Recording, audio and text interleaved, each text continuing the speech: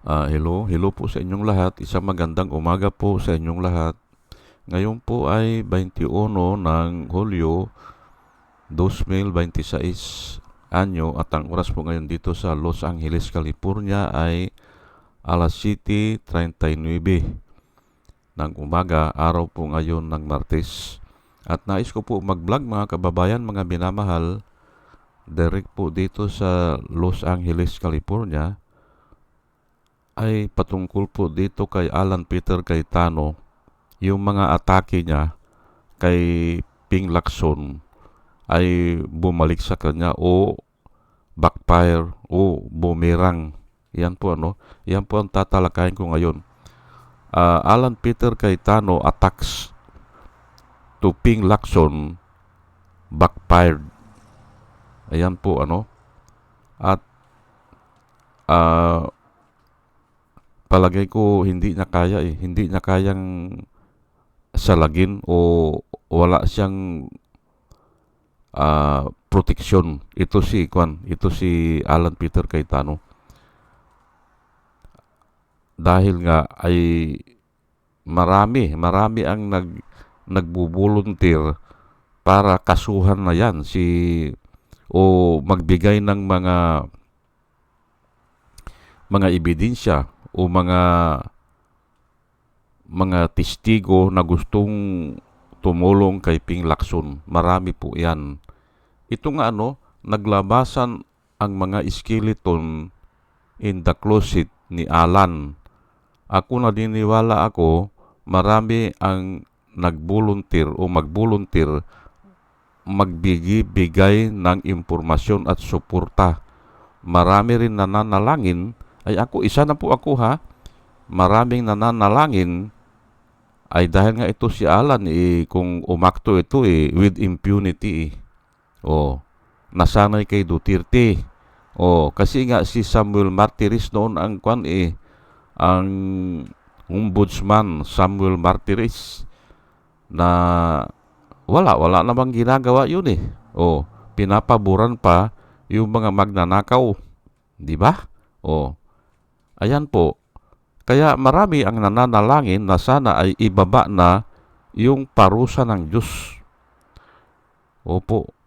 Pwede po yun At kung marami na ang humihiling at mayroong isa na matino o matuwid, maaring dinggin po hindi ba? Ayan nga. Ngayon, Ping promise he will bring Alan to Payatas Jail where he belongs. Ayan po, hindi ba? Dadalhin niya sa Payatas. Doon sa kulungan sa Payatas kasi doon siya nababagay. Yan po. Kaya nga, ang nakikita ko mga vlog ngayon sa YouTube, iisa ang sinasabi Yun nga, yung mga patutsada ni Alan Peter Cayetano ay nagkamali siya. Malaki ang pagkakamali niya at ito, paulit-ulit ko nang sinasabi, babanggain mo si Ping ay hindi kumukuha ng kwan yan, hindi kumukuha ng pork barrel yan. Nilalakad niya, mawala na yung pork barrel ay mag-isa lang siya, ay hindi mawawala. Kasi nga, yung iba na kumakandidato dahil lang dyan. Ay huminto pa ng 3 taon kasi nga term limit. Wala sa serbisyo o wala sa gobyerno. Paano mong lalabanan yang ganyan? Walang korupsyon yan in the last 3 years. Sigurado ako dyan kasi nga bakit naman bibigyan siya ng project kung wala siya sa gobyerno, hindi ba? Bakit bibigyan siya ng suhol? Kaya talo dito si Alan Peter Cayetano. In contrast, hindi ba? In contrast ay ito si Alan Peter Cayetano, walang hinto ito Pagkatapos ng senador, babalik sa congressman. Ay yung asawa pa nga daw nakatira sa ibang lugar. Hindi ba? Bagamat sila ay mag-asawa, ay dapat iisa ang lugar nila, ay pumunta pa sa ibang distrito ng Taguig siguro yan, kung saan man yan.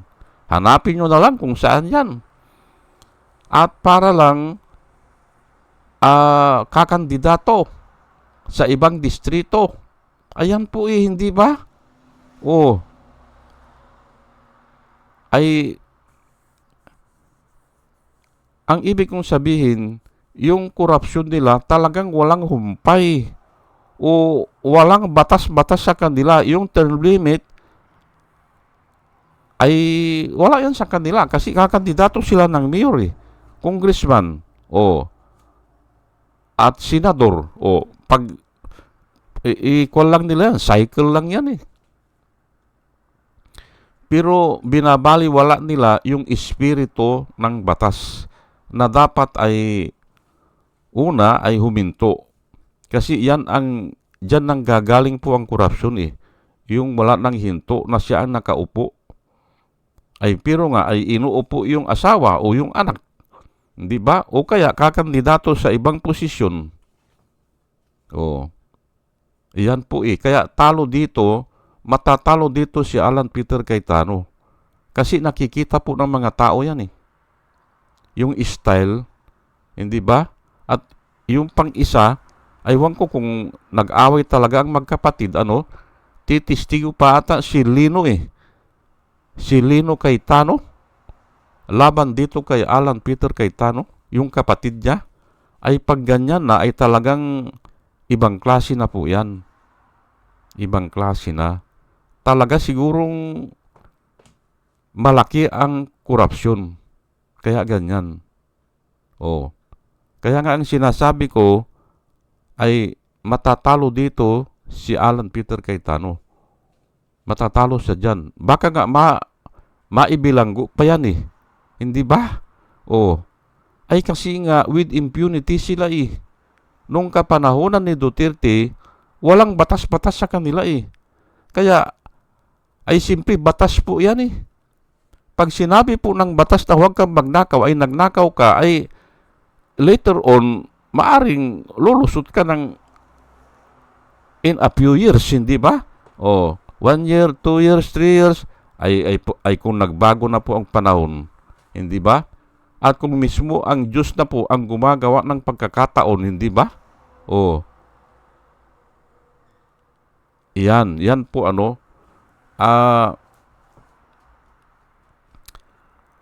yung mga tao na galit na kay Alan Peter Cayetano kasi nga puro patutsada yan hindi ba?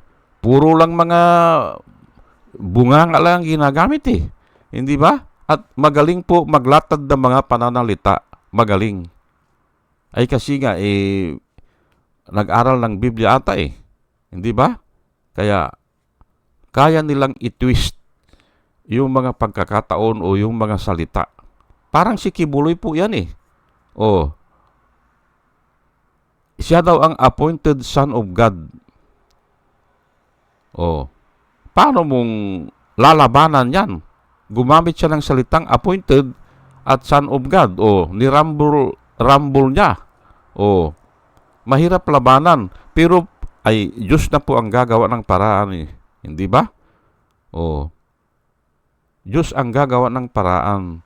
Kasi nga, walang magawa ang tao Kasi alam niya na didikit lang siya kay Duterte didikit lang siya sa mga pulis o mga authority ay wala na aayusin na yung kaso. Wala nangyayari sa kaso.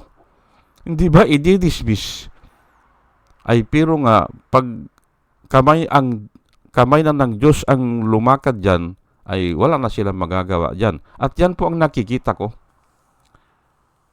Yan po ang nakikita ko ngayon dyan. Ito na po ang isishare ko sa inyo, Kasi nga itong style ni Alan Peter Cayetano, ay ito yung mahilig siyang gumawa ng mga sitwasyon na akala niya ay parating siya ang ganansya. Pero hindi ganun Kasi may Diyos. Ito po Psalm 7 verse 16, his trouble shall return upon his own head. Yan po. Kung ano man yung trouble na ginagawa niya o yung mga evil na ginagawa niya, babalik yun sa ulo niya. Yun ang nakasulat po, ha?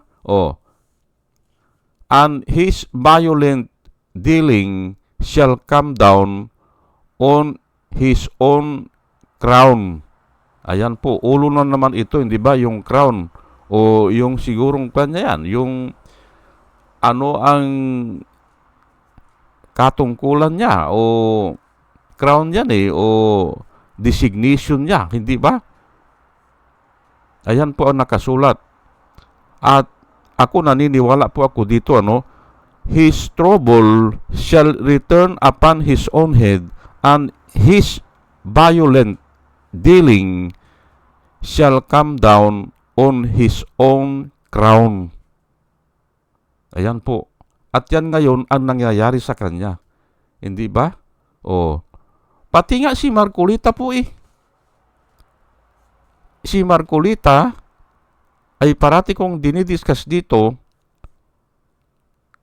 ay nagsasalita tapos hindi niya alam yung sinasalita niya ay pwede na siyang ibilanggo. Ayun po Hindi tayo ang gumawa kung hindi sila Ito naman si Alan Peter Cayetano ay parati nagsasalita ito pero ayan nga, babalik din sa kanya. Ang akala niya maganda para sa kanya. Parang din ito si Kwan Kaya nga kako kamay na ng Diyos ito pati nga si Kwan si Robin Hood Padilla, nung sinabi niya na ay komunista ako, sabi niya, ako po ay komunista. Ngayon ay pinag-aaralan ng mga tao ngayon kung paano siya singilin dun sa sinabi niya. Sisingilin yan. Ngayon, ay bakit niya sinabi yun? Ay ngayon, ay ang dami na niyang sinasabi dinidipinsahan na niya Ay, sino ang naglagay sa bunganga niya? Sino ang naglagay sa kanyang bibig ng ganung salita? Ay, hindi tayo Siya mismo Komunista ako, sabi niya. Ay, bahala sa dyan, hindi ba? Si Marcolita, ang sabi niya ay, congressman ako noon sabi niya Sabi ni Marcolita, Kung, sabi nung kausap niya mga tao, naniniwala kami sa iyo na dapat ay makarating ka sa Senado. Tanggapin mo ito. Yun ang sinabi niya. Isa lang. Isa lang ang aming pakiusap. Ay wag mo na kaming ipahayag o wag nang banggitin ang aming mga pangalan. Ay, yun daw Ay, hindi ba? Ay dahil doon ay ayan ngayon, hindi ba? May kaso siya. Iyan po ang sigurado ako na kamay na po ng Diyos ang gumagawa dyan. Kasi nga with impunity na sila Walang magagawa ang tao Wala Sa katigasan ng kanilang mga ulo. Dahil bilib na bilib sila ay walang gagalaw sa kanila. Pati nga yung ngayong impeachment ni Sara naniniwala pa rin sila na sila pa rin ang panalo dyan. Pero ang nakikita ko dyan ay kamay na ng Diyos ang gumagalaw. Kasi nga po ako nga hanggang ngayon hindi ko maisip o hindi sumagi sa aking isipan papaano nila pagbabayaran yung mga pinaggagawa nila.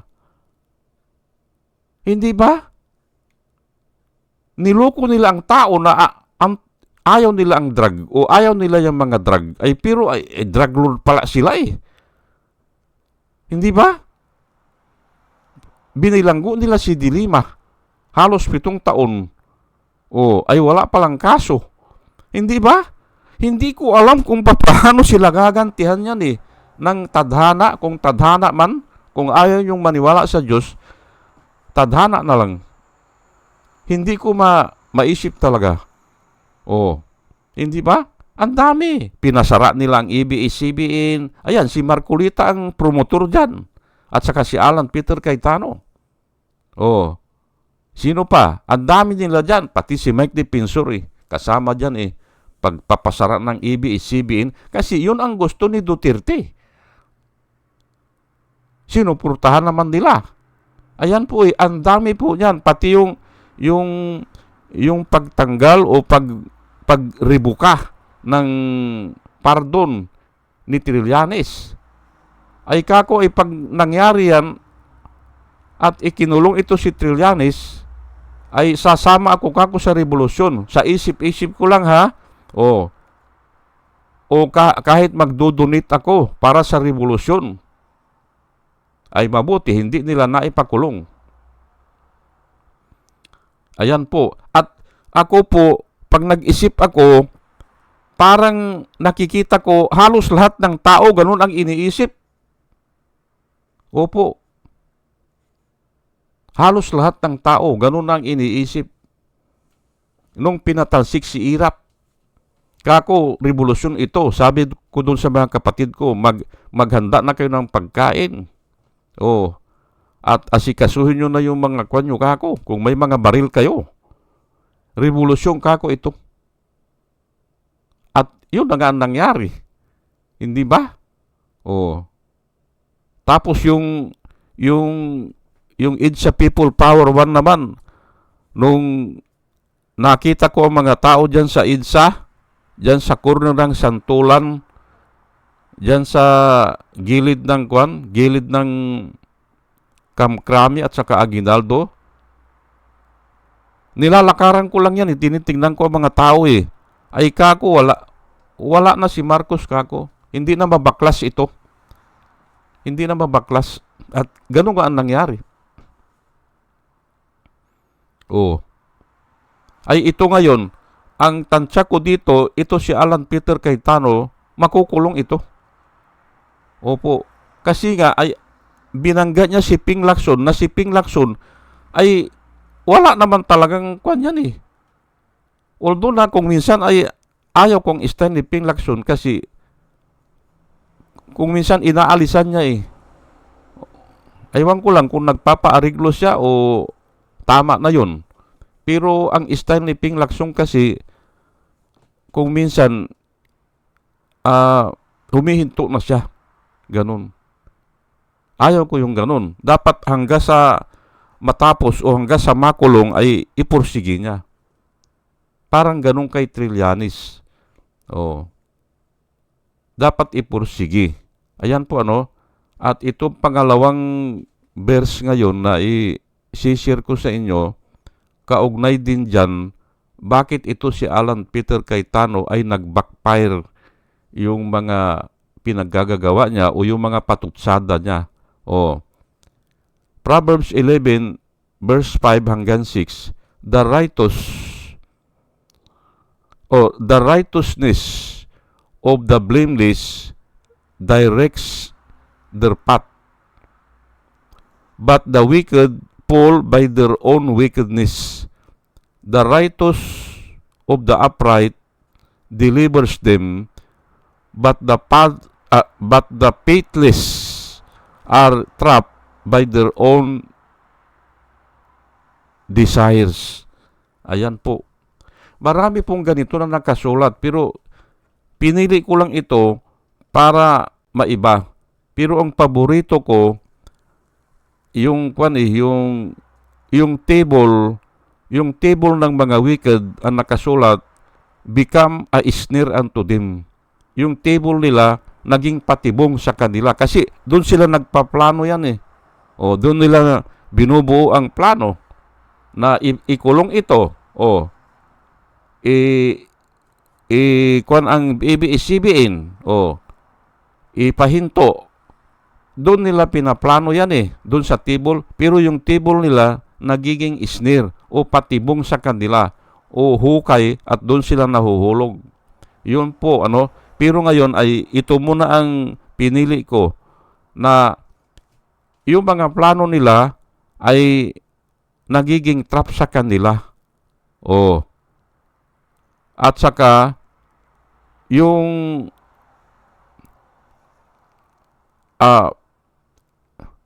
but the wicked fall by their own wickedness. Ayan po. Dahil sa mga katarantaduhan nila o yung mga ganyan nga, mga outlaw yan mga outlaw. Walang ang batas-batas O walang paggalang sa batas. Hindi ba? Ay hamak mo ito si Robin Hood Padilla, sasabihin niya komunista siya. Hindi ba?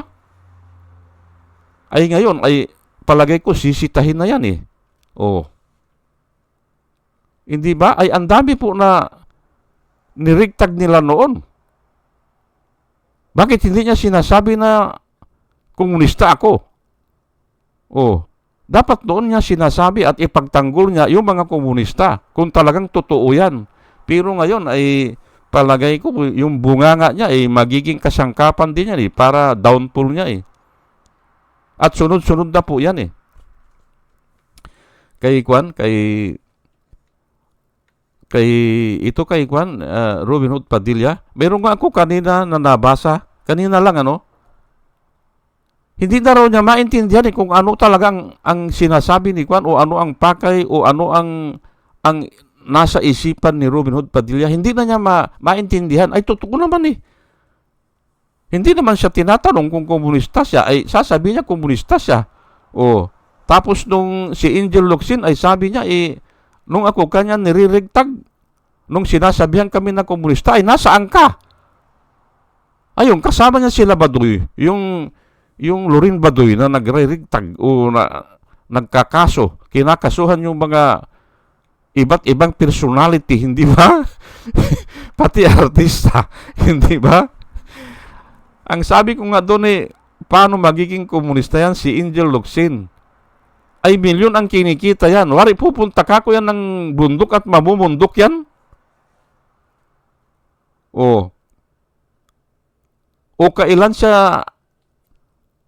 Kailan nangyari yan? Ay ang ganda ng buhay kako niyan. Bakit pupunta pa sa imposible Hindi ba? Bakit magiging komunista na ang ganda na ng buhay mo? Ang nagiging komunista, yung mga hinahanting dahil mahihirap o inaapi o walang magawa dahil walang pira, ay yung batas ay nakuan sila na ang tawag nga sa kanila outlaw na ay yun, nagiging komunista na sila. Ay pero kung ang ganda ng buhay mo, maganda ka, milyon ang kita mo, ay milyon nga ang binabayad ng tax dyan Hindi ba? Ay pero ay pinasara nila ang ABS-CBN. Di wala lang tax, hindi ba? Kaya nga kako, yung pinagagawa ni Duterte, economic sabotage yan. Yung ipasara mo ang ABS-CBN. At ito nga, sila Marcolita, si Alan Peter Cayetano, sila Mike T. Pinsor, sila ang promotor dyan. Hindi ba? Kaya nga pagbabayaran niya yan. Unti-unti, sa pamamagitan ng kanilang bibig o sa kanilang mga plano o yung wickedness nila, ay they will pull down. Yan po yan po ang nilalakad ko dito at sana ay may naintindihan po tayo.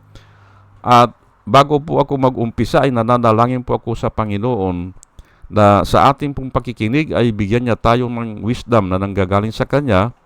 At muli mga kababayan, mga minamahal, isang magandang umaga po sa inyong lahat at salamat po sa inyong pakikinig. Salamat po ng marami. Salamat po.